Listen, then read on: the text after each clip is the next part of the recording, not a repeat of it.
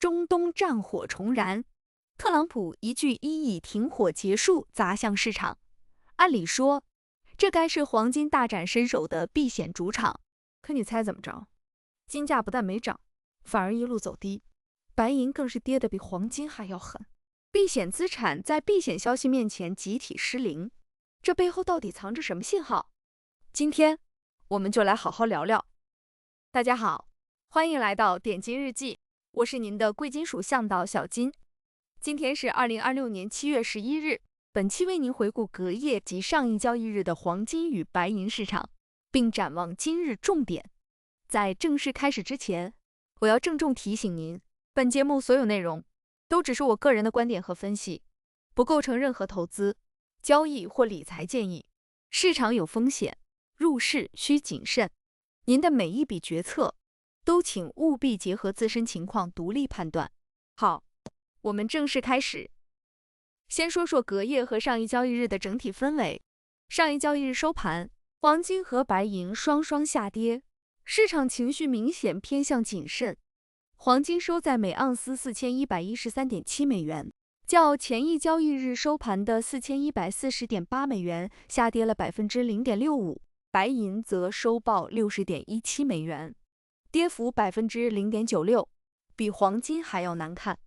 你可能会觉得这个跌幅好像也不算特别大，对吧？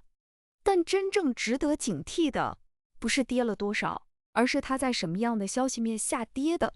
换句话说，同样是下跌，在利空消息里下跌和在利好消息里下跌，含义是完全不同的。前者是顺理成章，后者却是一种反常，而这一次恰恰是反常的那一种。这也正是它值得我们花上一整期节目去深挖的原因。就在上一交易日，特朗普公开表态说，伊朗与以色列之间的停火已经结束，中东局势再度紧张起来。放在过去，这种地缘政治的风吹草动几乎是黄金上涨的标准剧本，避险资金蜂拥而入，金价应声大涨。可这一次，剧本失灵了，黄金不涨反跌，白银跟着一起挨打。这就引出了今天整期节目要回答的核心问题：当避险利好都拉不动金价，是不是说明有一股更强大的力量正在主导着贵金属的方向？带着这个疑问，我们一层一层往下拆。我们先把镜头对准黄金。上一交易日，金价整体呈现高开低走的态势，日内最高触及4144.6美元，最低下探到4081.7美元，最终收在4113.7美元。从这个走势就能看出来，买盘的力气明显不如卖盘，每一次反弹到4140上方，都会被空头无情的压回去，说明在当前这个位置，卖方牢牢掌握着主动权。更值得注意的是，这个收盘价究竟意味着什么？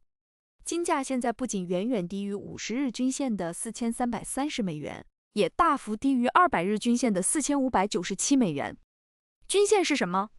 你可以把它理解成市场过去一段时间的平均成本线。当价格同时跌破这两条重要均线，就好比一支球队既落后于最近的短期状态，也落后于整个赛季的整体水平。技术面上，这是一个非常明确的偏空格局。今晨亚洲盘早间，金价仍在4113美元附近徘徊，暂时没有出现明显反弹的迹象。如果接下来几个交易日，金价始终无法收复这两条均线，那么这种向下的惯性很可能还会延续一段时间。反过来说，什么时候你看到金价重新站回均线之上，并且站稳了，才是空头格局真正开始松动的第一个信号。在那之前，我们对每一次反弹都要多留一分警惕。说完黄金，我们再来看看它那位波动更大的表弟白银。上一交易日，白银收在 60.17 美元，日内在 59.25 到 61.20 美元之间来回震荡，最终以 0.96% 的跌幅收场，跌得比黄金更深。为什么白银总是比黄金更能跌，也更能涨？因为白银的体量更小，金融属性和工业属性叠加在一起，一旦市场情绪转向，它的波动往往会被放大。就像同样一阵风，吹动小船的幅度总是比吹动大船更剧烈。我们再看一个专业但很有用的指标，金银比价，也就是1盎司黄金能换多少盎司白银。目前这个比值大约在68倍附近。白银现在的价格同样深陷在50日均线 70.65 美元和200日均线 69.53 美元的下方，技术格局和黄金一样疲弱，甚至更加脆弱。海外机构的分析里呢，已经有人开始喊出，如果这个下降的高点结构继续维持，白银下方可能要去测试55美元。这个数字你不妨先记在心里。另外还有一点你也别忘了，白银不只是避险品种，它还带有很强的工业属性。全球制造业的景气度、光伏和电子行业的需求冷热，都会在中长期悄悄左右白银的价格。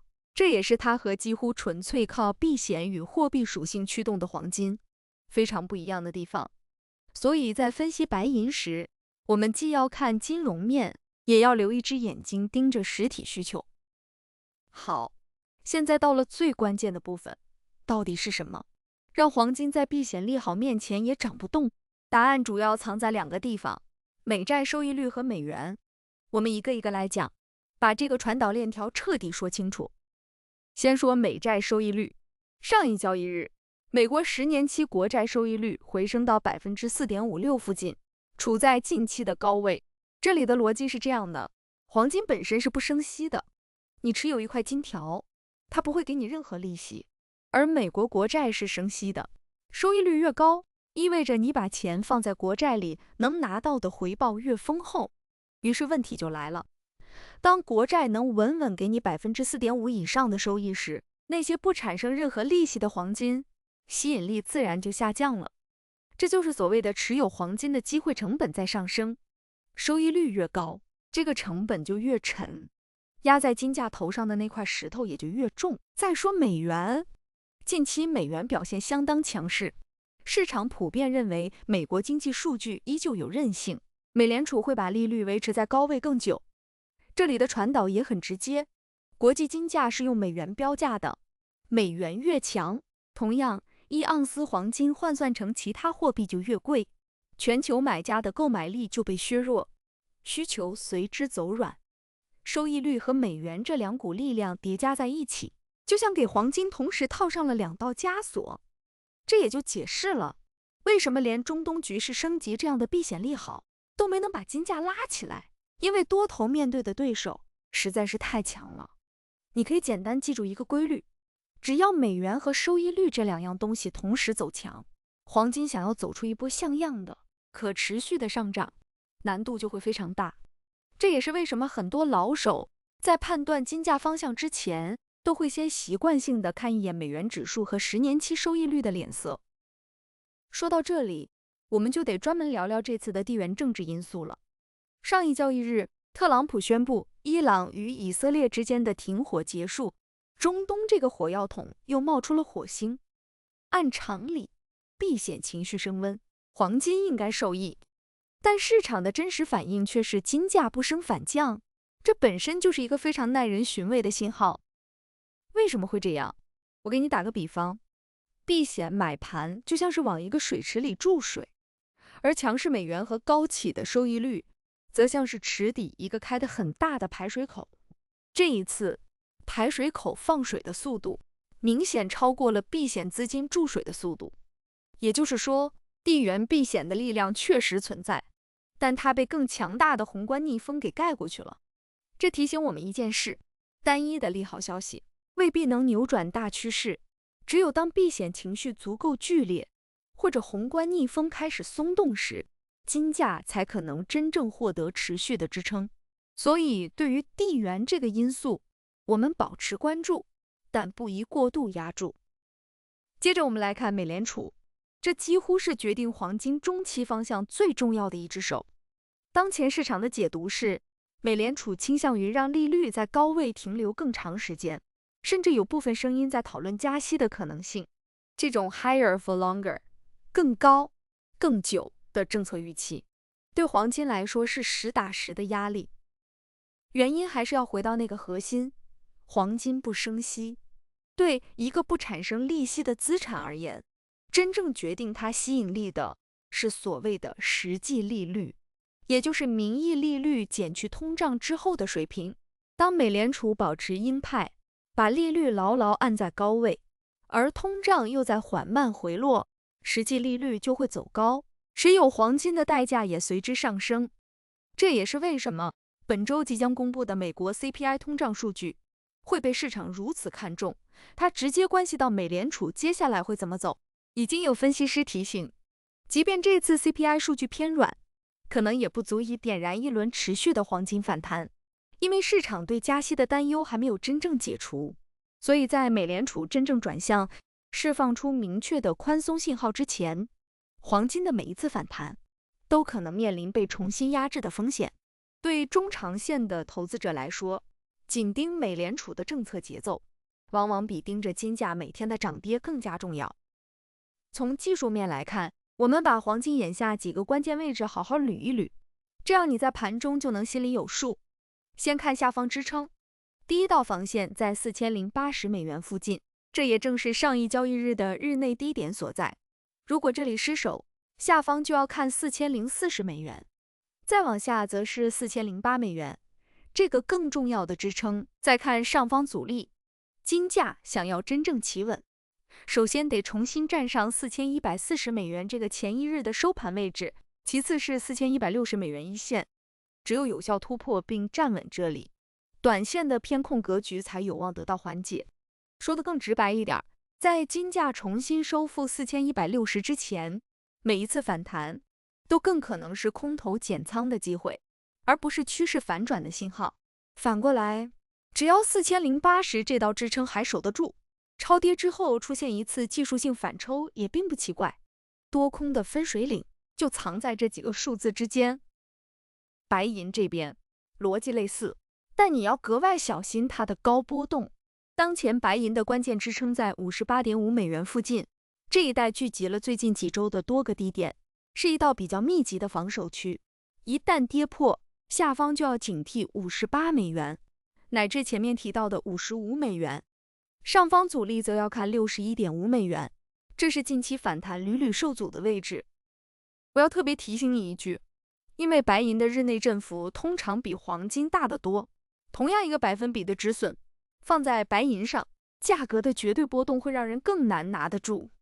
所以如果你关注白银，仓位和风险控制要比操作黄金时更加严格，别被它偶尔一次的大反弹冲昏了头脑。在没有站稳61.5之前，白银整体依然处在下降结构里。讲到这里，我必须要认真的和你说几句关于风险的话。当前黄金和白银都处在明显的偏空格局中，但这绝不意味着可以盲目做空。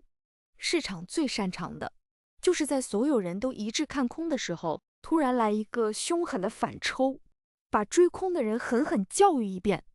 地缘局势也存在极大的不确定性，中东任何一个意外都可能在瞬间点燃避险情绪。所以无论你手里是多单还是空单，都请务必保持冷静，设好止损，控制好仓位，敬畏市场，谨慎为先。记住，在这个市场里活得久，永远比一时赚得多更重要。最后，我们来展望一下接下来的市场。今天以及未来几个交易日，有3件事你要重点盯住。第一，是关键点位的攻防，黄金能不能守住4080这道支撑，白银能不能站稳58.5，这直接决定了短线的方向。第二，是本周即将登场的美国 CPI 通胀数据，这是眼下分量最重的宏观事件，它会左右美联储的政策预期，进而牵动金银的神经。第三，是中东局势的后续演变，任何进一步的升级或者缓和，都会在避险情绪上做文章。给你画一张简单的情景图，看多的情况，如果黄金守住4080，并重新站上4160，同时 CPI 数据明显偏软，那么一轮超跌反抽的行情就有机会展开。看空的情况，如果4080被轻松跌破，美元和收益率又继续走强，那么金价大概率会向4040 4008继续下探，白银也会跟着去测试58甚至55美元。这两种剧本都请你提前想好应对，与其费劲去猜哪一种一定会上演，不如把两种情况的应对预案都提前准备好，无论价格往哪个方向走，你都能从容应对，而不至于临场手忙脚乱，追涨杀跌。说到本周关注，除了刚才反复提到的美国 CPI 通胀数据是重中之重，你还可以留意本周美联储官员的公开讲话，以及每周例行的初请失业金数据，这些都会不断给美元和收益率提供新的方向。